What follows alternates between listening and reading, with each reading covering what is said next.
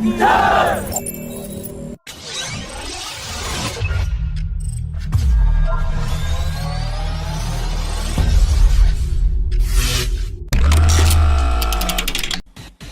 a time when the DRDO is holding talks with UK's Rolls-Royce to develop a 120 kN jet engine for the AMCA program, the French ambassador to India Emmanuel Lenain has said that France wants to be India's best partner in boosting its defence manufacturing, and has decided to share the best technologies and equipment to India, and that there is no country in the world that provides India with the same level of technology. Indian officials have said that the primary competition is between French firm Safran and UK's Rolls-Royce to develop a jet engine, and India will look at the key area of cost along with finer details of each company's offering in terms of transfer of technology to make a decision. Transfer of technology for the jet engine was part of the offset commitment in the 36 Rafale contract with France, but it has not been fulfilled by the French side yet. The Indian Army had released a request for information to procure 1,770 future-ready combat vehicles in June 2021, and 12 manufacturers had confirmed that they had received the request for information. That also includes General Dynamics of US.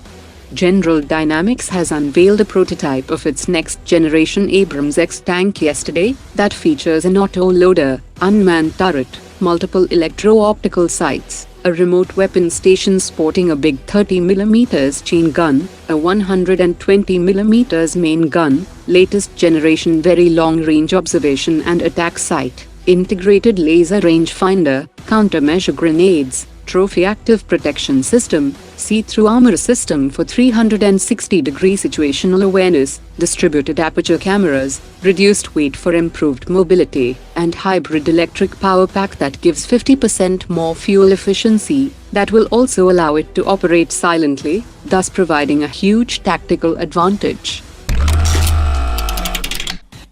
The Indian Air Force is engaging with defense public and private sector companies to develop a turbojet-powered loitering munition that can be air-launched from fighter jets and will have a strike range of 200 kilometers. The turbojet-powered loitering munition will be much faster than the propeller-driven loitering munition, which will help it to evade air defense systems much better, and will have lower reaction time for the enemy air defense crew. The turbojet-powered loitering munition will have a two-way data link and an integrated dual electro-optic sensor, and will perform better in adverse weather conditions in both day and night conditions at higher altitudes, and will be a cheaper alternative to air-launched cruise missiles. Russia will start delivery of the third S400 squadron next month. India has received 2 S400 squadrons, out of which one squadron has been deployed in Punjab, and the second squadron in the eastern sector around the Chicken's Neck corridor, while the upcoming third squadron is likely to be deployed in the northern sector in Rajasthan. Each squadron has 2 missile batteries with 128 missiles each, with interception ranges of 120 kilometers, 250 kilometers and 400 kilometers.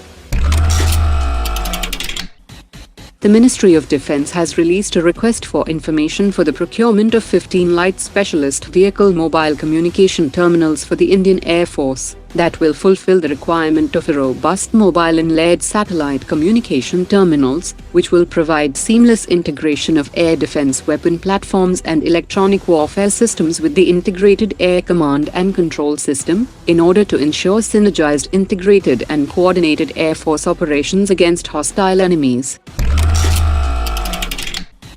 The National Security Guard will conduct the first operational reconnaissance of the Integrated Test Range, from where the DRDO conducts flight tests of indigenous missile systems.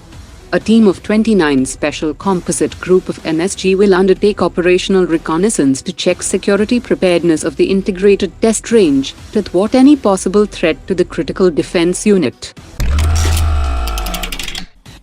Japan will host the 2022 edition of the Malabar Naval Exercise from 8th to 18th November, consisting the navies of India, Australia, Japan and the US. The 2022 edition will include fighter combat operations from aircraft carriers, maritime interdiction operations, anti-submarine warfare, amphibious operations, cross-deck helicopter landings and anti-air warfare operations.